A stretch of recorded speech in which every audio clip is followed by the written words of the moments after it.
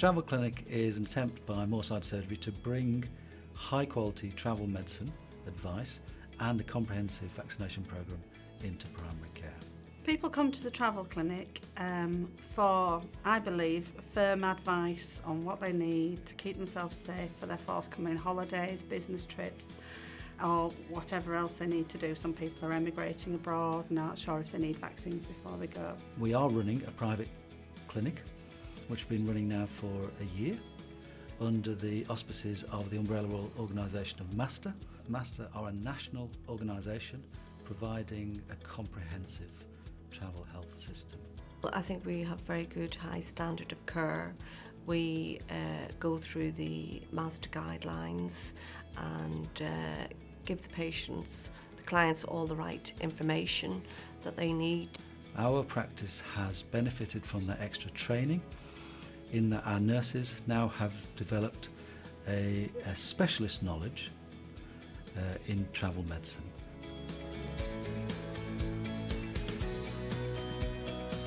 I always, again, tread carefully with the patient in the first 10 minutes and find out exactly what they know about where they're going, how much they've researched it, are they aware of what risks they are going to have they had any injections previously, and the risk assessment covers all of this.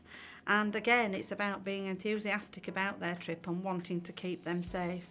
And the better rapport you have with your patient, the more you'll get from them and the more accurately you'll be able to risk assess them.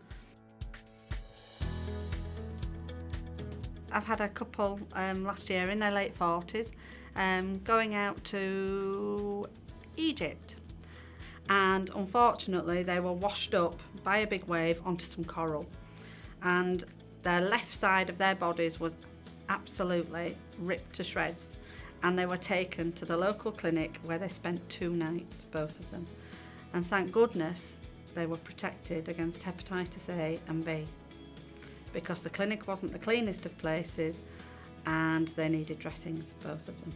I mean, these are little scenarios. I mean, it's just given some examples to people that make them realise, oh yeah, I do need to be vaccinated.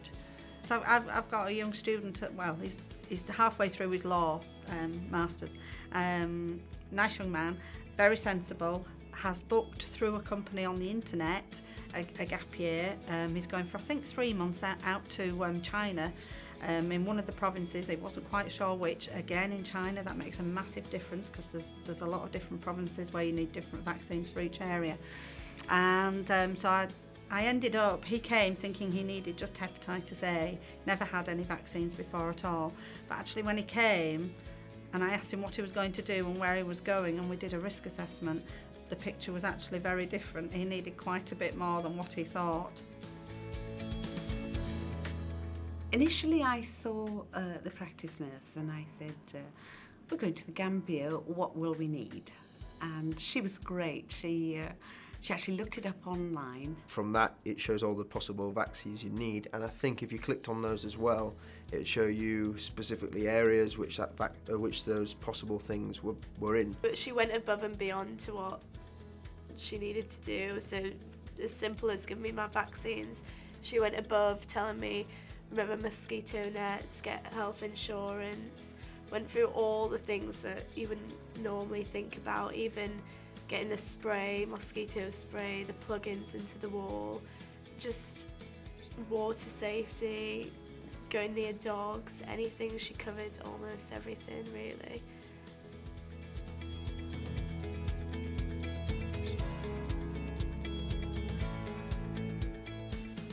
So after I'd been to the travel agents and they told me about my vaccinations, I went and inquired myself at my local GP practice. When I got there, to be honest, they didn't really tell me that much of what I needed. They just referred me onto a website, so it's almost like I could have gone online myself, kind of, to do it. They didn't tell me what I'd already had, so what I'd need, and they were just kind of like not very insightful into the whole situation. I didn't really gain anything from going to the GP practice, whereas Olivia, when she went to the travel clinic, she came back with all this information, and then I kind of fed that information from her. Within the context of primary care, travel medicine has its place, but it's certainly not at the top. Now, I've been a GP here for 20 years, and like many practices, I've not focused on the quality of travel medicine until I decided that we would put into place a private, high-quality travel medicine clinic.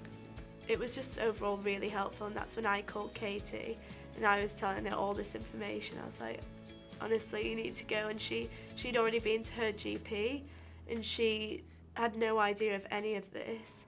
So I called her, telling her about rabies, Japanese encephalitis, mosquito nets, and she was like, I need to come. I was so shocked. I didn't know how much, I didn't know how Olivia had found out all of this compared to my visit. It was just such a contrast in information that we'd both received. Over the last year, we've had absolutely fantastic feedback from our patients. We've had university professors going abroad on behalf of their universities, recruiting foreign students who've had detailed advice. Patients, I think, know that they're getting good advice. Our nurses are enthusiastic about the job. They really enjoy this part of their job. They do general practice, but the time they spent in the travel clinic is often an enjoyable part of the day. We meet nice people. They all have interesting tales to tell.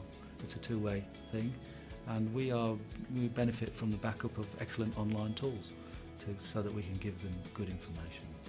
The feedback has been absolutely wonderful in the last year.